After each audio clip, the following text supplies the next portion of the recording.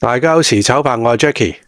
喺琴日嗰集呢，我已經講咗啦，特朗普攞唔到嗰個諾貝爾和平獎，心情唔靚，仲嬲到爆，就將脾氣呢發到落中國嗰邊，所以佢就話從11月1號開始起，對中國所有輸美嘅商品徵收額外100% 嘅關稅，仲對所有嘅關鍵軟件實施出口管制。可以咁講啦，2025年第2場嘅中美貿易戰呢正式開打噶啦。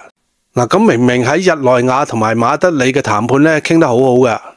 而 TikTok 嘅框架協議亦都達成咗。咁今次特朗普又加徵呢啲嘅關稅，究竟係搭錯邊條神經呢？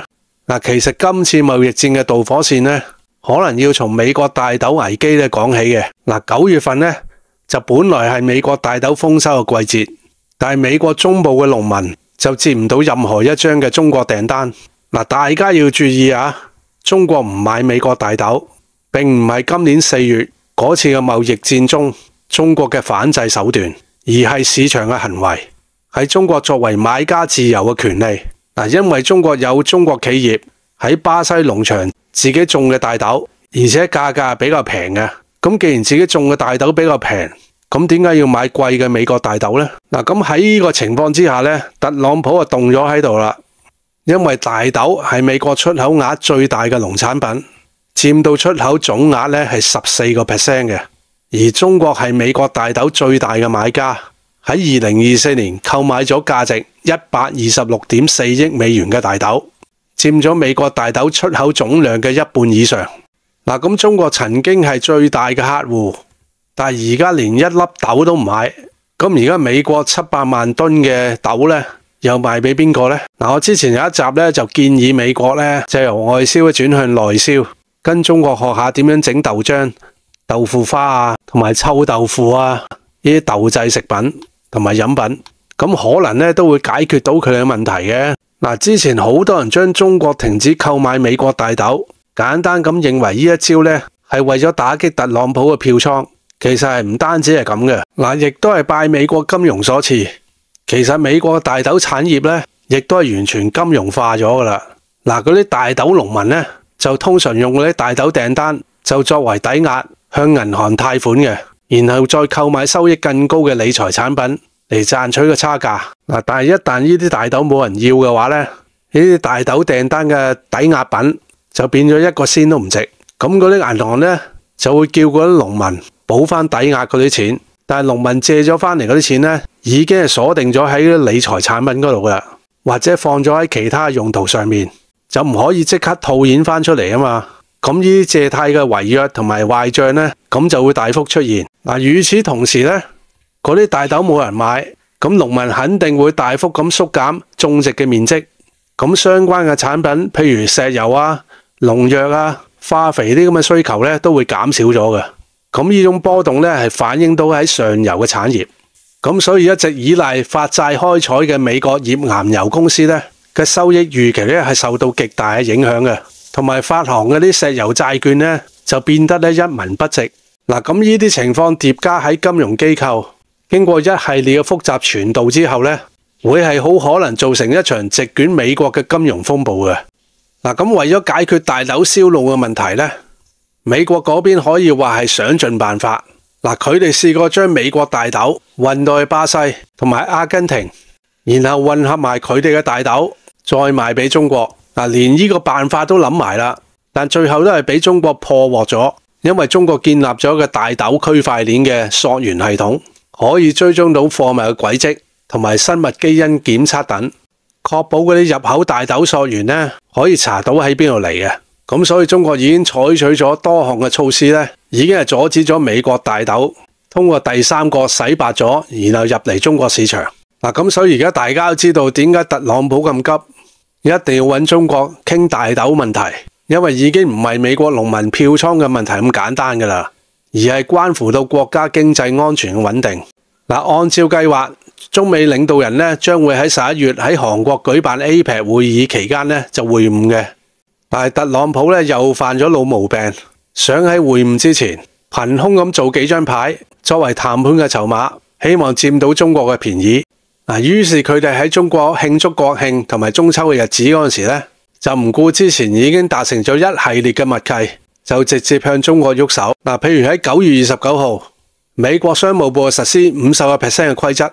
將3000幾間嘅中國相關企業納入咗限制嘅範圍。喺10月4號，美國貿易代表辦公室決定，從10月14號開始，對中國籍、中國製造同埋中企經營嘅船舶，只要入到美國港口，就加徵額外嘅港口服務費。呢個問題呢，我會另外開一集呢嚟分析嘅。咁喺10月7號，美國眾議院中美戰略競爭特別委員會發表報告，就提出對中國實施更廣泛嘅半導體設備出口禁令，而且係號稱史上最嚴格嘅。其中傷害最大嘅呢，就係呢個額外嘅港口服務費啦。根據美國宣布嘅細則，嗰啲中國籍、中國運營嘅船舶，如果喺美國靠港，每一噸呢係要收50美元嘅；如果係中國建造嘅船舶，每一噸呢係要收18美元，或者係每一個卸貨嘅集裝箱係要收120美元。我哋計一計條數，譬如一艘中國籍嘅中國製造巴拿馬型嘅貨輪，一般嘅載重呢就喺呢個65000噸左右。咁如果喺美國靠一次港口呢，就要收到325萬美元噶啦。因為總共65000噸啊嘛，咁乘翻每一噸嘅費用50美元，咁咪325萬美元咯。咁呢個係咩概念啊？即係話呢啲額外嘅港口服務費係而家港口服務費呢10倍，基本上呢就係同嗰個運費係差唔多噶啦。更加離譜呢就係呢啲價錢呢係會逐年呢遞增嘅。譬如喺2026年就會增加到去80美元，2027年呢就會增加到去110美元，而去到2028年呢就會增加到去140美元。係每噸嘅載重量咁計啊。咁美國呢個措施呢，就擺明壓制中國嘅船隻呢走美國航線噶啦。呢個額外嘅港務費呢，仲適用於喺中國製造嘅船隻。如果一個外國人係非中國籍同埋非中國運營，但係就買咗一艘中國製造嘅巴拿馬貨輪，然後又走美國航線嘅話呢，按翻一年靠美國港口5次嚟計呢，咁一年嘅成本呢係多咗585萬美元嘅。即係話65000噸乘每一噸嘅收費要18美元，再乘以要靠港5次嘅費用，咁總共咪585萬美元咯。咁靠港費咁大嘅成本，咁以後邊敢買中國嘅船隻啊？所以喺今年上半年，喺美國港口服務費嘅威脅之下呢，中國造船業嘅新訂單已經係暴跌咗30%，而中國船廠喺全球嘅份額呢，已經係從75% 下降到56% 噶啦。咁買船嘅訂單量少咗，就意味住成本上升啦。維持造船業嘅工人隊伍呢係非常之困難，乃至所有嘅相關行業亦都面臨經營嘅危機嘅。大家要知道呢，而家中國嘅造船業已經係成為咗中國重要嘅支柱產業，更加係中國海軍建設嘅基礎。美國用呢一招呢去打擊中國造船業，唔單止係會造成大量嘅船廠破產，大量嘅船廠工人失業，更加影響到中國海軍建設，亦都係會被拖慢腳步嘅。咁所以美國呢一招呢係非常之狠辣嘅。而家呢個規定呢，只係適用於美國港口，但係按照美國嘅作風，喺未來會唔會長臂管轄到連佢哋嘅盟友國家嘅港口都適用埋呢？呢個情況呢，絕對有可能嘅。咁所以對中國嚟講，真係可以話係釜底抽薪嘅。就算係中國商品再平啊，同埋再有競爭力，呢啲額外港口費一加上去，仲邊個會再買啊？就算係再買啊，都唔會買好多噶啦。咁呢一招呢，就會將中國嘅產能逼翻去國內市場，可能會造成巨大嘅經濟同埋社會災難嘅。咁所以就算美國打唔贏貿易戰或者關稅戰，就會打科技戰啦、物流戰啦、制裁戰啦，總言之千方百計要你中國跪低，乖乖咁妥協去買美國嘅大豆，同埋要你中國去接受美國其他嘅條件。但係我哋而家睇到，就算美國出晒呢啲咁嘅招，中國有冇認輸啊？有冇屈服啊？梗係冇啦，而且係即刻反制美國添啊！因為中國仲有好多牌可以打，而呢啲牌呢，亦都係插到美國嘅死穴嘅。我哋睇下中國點樣反制啊！喺10月9號，中國商務部一口氣發佈咗6個公告，宣布對稀土、鋰電池、同埋鋰電池技術、人造石墨負極材料同埋相關嘅物項，呢啲一系列嘅產品，從開採到研發技術都進行出口管制。我琴日嗰集已經講過啦，係會對美國嘅軍工科技生產同埋半導體嘅生產同埋研發，尤其是係芯片，造成一個非常嚴重嘅影響。呢一招咧可以話係插穿美國喉嚨嘅，直情係要美國條命啊！嗱，咁喺10月10號，中國市場監管總局就宣布對美國高通公司就展開呢個反壟斷嘅立案調查。嗱，咁呢一招咧就可能會導致高通嘅產品賣唔到去中國嘅市場噶啦。嗱，咁跟住中國交通運輸部就宣布對美國船隻徵收額外嘅港務費。咁好明顯啦，呢一招咧就係反制美國嘅。而且係同以前對等反制咧係有分別嘅。今次中國選擇咗加碼反制，譬如喺稀土禁令，呢一次係增加咗2個新嘅規則。嗱，第一個規則就係，如果外國實體企業喺出口國外生產產品嘅時候，一旦含有中國稀土佔產品價值嘅0.1% 或者係更多，就必須要獲得中國出口許可證。而第二個規則就係，任何使用稀土開發先進嘅半導體嘅企業咧，都係需要中國嘅批核嘅。嗱，譬如嗰啲芯片開發係14納米或者以下。嗱，講真啦，今次中國嘅反制咧，算係學到美國嘅長臂管轄噶啦。嗱，喺以前咧，中國嘅稀土管制基本上就係管制稀土嘅原材料出口啦。但係而家咧就變成咗成個稀土嘅產業鏈啦。嗱，中國呢個新規定咧，基本上喺稀土嗰度咧管死晒噶啦，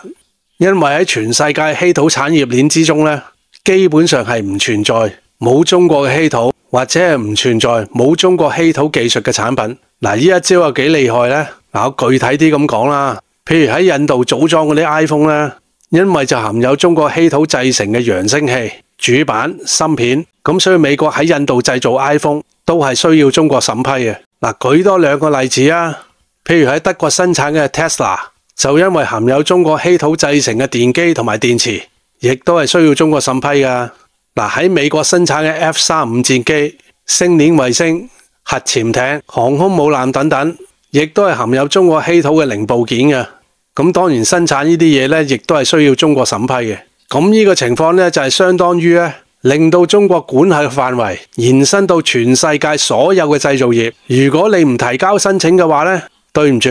以後你就唔使旨意再買到中國嘅稀土啦。嗱，更加關鍵嘅咧就係美國以後咧就唔可能咧再鑽到任何嘅漏洞。嗱，譬如就喺9月份，巴基斯坦利用中國設備向美國戰略金屬嘅公司提供咗首批嘅稀土。嗱，而喺10月1號，特朗普就會見咗巴基斯坦嘅總理夏巴茲，佢哋閉門會談咗80分鐘，簽署咗呢個稀土同埋礦產嘅開發協議。但係而家咧個管制令一出，對唔住，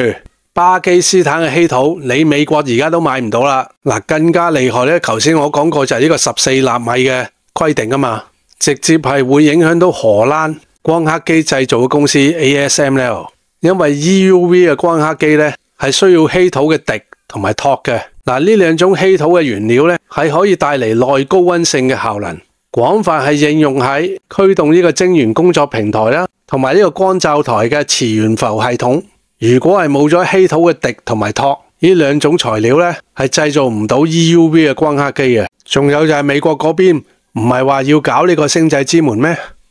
唔係話要搞呢個 AI 基建咩？唔係話要開發高性能嘅 AI 芯片，搶先咁搞掂 AGI 咩？而家中國就喺源頭就幫你美國 block 咗啦，睇下你點搞。咁所以如果稀土禁令繼續係咁執行落去咧，將會係對美國 AI 產業同埋軍工產業帶嚟極大嘅打擊，至少拖慢咗美軍裝備更新3年嘅時間。嗱，此消彼長之下咧，中美軍力嘅對比，起碼喺西太平洋就會發生咗根本性嘅變化。咁中國呢一招唔係勁好多咩？可以話美國以後要叫中國咧係老豆啦。嗱，至於中國對等反制嘅港口服務費咧，就更加有意思啦。嗱，美國對中國嘅港口服務費係收50美元1噸啊嘛。咁按照而家匯率，中國對美國嘅反制就應該對美國嘅船隻收取355人民幣先啱啊，係咪？但係中國官方咧廢鬼事計咁準啦，直接嘅齊頭數400人民幣每一噸啦。仲有就係美國收港口服務費，係針對中國嘅運營、中國國籍嘅船同埋中國製造嘅船。但係中國對美國針對收費係咩啊？就係唔單止係包括美國建造、擁有同埋運營嘅船，甚至係連美國持股25% 以上同埋掛住美國國旗嘅船隻咧，都係要收費嘅。咁好明顯咧，中國好清楚美國嘅造船業基本係差唔多係等於零嘅，而美國運營嘅船隊咧，亦都比中國少好多。咁所以如果中國對等反制咧，根本上係傷害唔到美國啲乜嘢。咁所以中國咧加大力度咁反制，就係我啱啱頭先講嗰兩個條件啦。美國資本持有呢隻船嘅25% 以上，同埋嗰隻貨船咧係掛住美國國旗嘅。咁中國咧亦都係會收呢個港口服務費嘅。大家一定要知道，美國自己本身嘅船隻咧就唔係好多，但係美國嘅資本投資喺歐洲、日本同埋韓國嘅船咧就好多啦。仲有就係咧，全球10大集裝箱嘅港口，中國係佔有7個，而美國所有港口嘅吞吐量加起嚟咧都冇上海港一個咁大。咁大家話呢啲歐洲、日本、韓國嘅貨輪係會停靠美國港口多啲啊，定抑或會停靠中國嘅港口多啲啊？咁喺呢個情況之下咧，喺世界航運業仲有邊個敢接受美國嘅投資啊？特朗普成日都吹水話要振興美國嘅造船業噶嘛，咁而家面臨中國嘅反制，咁美國生產出嚟嘅船隻可以賣俾邊個呢？邊個敢買呢？呢個就係中國反制嘅目的啦。你美國令到我唔舒服，我亦都唔會令你美國好過嘅，即係你做初一，我做15啦。咁依一下次呢，特朗普都可能 O 晒嘴嘅。本來佢就想喺 APEC 會晤之前製造3張嘅牌攞籌碼，點知你中國反制呢，就嚟咗4張牌添，真係搞到特朗普政府都好頭痕嘅。所以中國一加碼反制，仲搞到美國股市同埋美元大跌。我琴日嗰集已經講咗噶啦。喺呢度咧就恭喜特朗普再次做空成功啦，又賺一大筆。雖然特朗普氣勢洶洶咁打響咗第2輪嘅貿易戰，但係請大家唔好緊張，淡定嘅有錢剩。大家都知道特朗普威脅要做一件事，同佢真係下命令做一件事咧，係兩個概念嚟嘅。如果特朗普真係要同中國打貿易戰，使乜要等到11月1號先加徵中國100% 關稅啫？而家即刻生效都得啦。咁即係話特朗普都想同中國繼續傾嘅，但係中國係食軟唔食硬噶嘛。中國好明顯咧就唔想再同特朗普玩呢啲咁幼稚嘅遊戲，亦都係代表住中國對美國嘅博弈嘅策略咧係有咗革命性嘅變化，已經係同佢哋做咗反台嘅準備噶啦。咁中國點解有底氣可以同佢哋反台呢？首先喺軍事上，我哋大家睇到93閱兵一系列嘅新式武器，證明美國而家嘅軍事對中國壓倒性嘅優勢咧，已經係唔存在噶啦。反而美國喺6代機同埋喺高超音速導彈更加係處於劣勢添。喺貿易上邊，喺過去中國係非常依賴美國市場，因為美國市場曾經係一度佔咗中國總出口咧係25% 以上嘅，但係而家咧已經係唔夠10% 啦。喺呢種情況之下，中國嘅全球貿易額唔單止係冇下降，而且係繼續上升添。咁即係證明美國市場對中國嚟講，亦都係已經唔重要啦。咁所以特朗普打貿易戰又好，關稅戰又好，中國已經係唔在乎啊。喺高端技術上面，美國喐啲就壓制住中國喺芯片嘅技術，咁就逼到中國自己發展啦。咁而家中國出產嘅 DUV 光刻機咧，已經係問世噶啦，5納米嘅芯片亦都已經可以生產到。喺10月15號即將舉行灣區半導體芯片展上邊，有一間深圳嘅科技公司叫新海來科技有限公司，仲將會帶嚟中國喺芯片上面嘅一個大驚喜。大家要密切注意啦。喺稀土上面呢，當然中國係有絕對嘅話語權啦，可能要比美國喺芯片嘅領域上邊嘅話語權咧仲要大。中國喺一犯一喐美國嘅話咧，就唔單止對美國有負面嘅影響，直情係可以剪斷咗美國嘅軍工業同埋半導體嘅研發同埋生產。至於灣灣嘅問題咧，已經係冇乜嘢能夠阻攔到中國統一嘅腳步噶啦。中國為咗自己發展，喺咁多年已經籌備咗好多嘢，譬如我頭先講過，中國已經投資咗喺巴西，開闢咗嗰啲大豆種植田啦，建設鐵路啦同埋港口，目的就係為咗去美國化農產品供應鏈。而中國花咗10幾年時間喺非洲嘅西芒度開闢咗鐵礦嘅礦山，喺南美嘅鹽湖提煉咗大量嘅碳酸鋰，喺蒙古國挖咗大量嘅銅礦，喺俄羅斯開採咗石油天然氣，一下子係搞掂咗去美元化嘅礦產來源。仲有就係中國動用咗幾十萬人喺西北地區咧種樹，開闢咗農田，安裝咗好多光伏嘅電站，建設咗好多套機熔鹽嘅核電站，保證咗充足嘅糧食同埋電力嘅供應。而家中國最起碼保證咗2年嘅糧食儲備嘅，即係就算而家打到嚟都唔驚啊！而中國發起一帶一路、金磚國家啊，同埋亞投行，同越嚟越多嘅國家咧做生意，尤其是係東盟10國。而中國企業喺國外投資建設咧，已經有幾十萬個合資工廠噶啦，咁已經係大大減少咗對美國市場嘅依賴。脫歐係美國提出嚟嘅，咁但係中國咧係認認真真咁為脫歐做咗大量嘅功夫啊！如果中國冇咁多年嘅前瞻規劃同埋投入，又邊有今日可以咁強硬對美國加碼反制啊？所以而家中國聽到呢個100% 關稅，完全係冇以前咁憤怒或者緊張，而係當係一個笑話嚟睇。既然係咁樣，中國仲怕咩啊？當實力已經逆轉咗，中國亦都冇必要再俾面美國噶啦。好，今集講到呢度，希望大家留言、分享、點讚同埋訂閱。你哋嘅留言咧，我會睇同埋回覆嘅。多謝收聽，拜拜。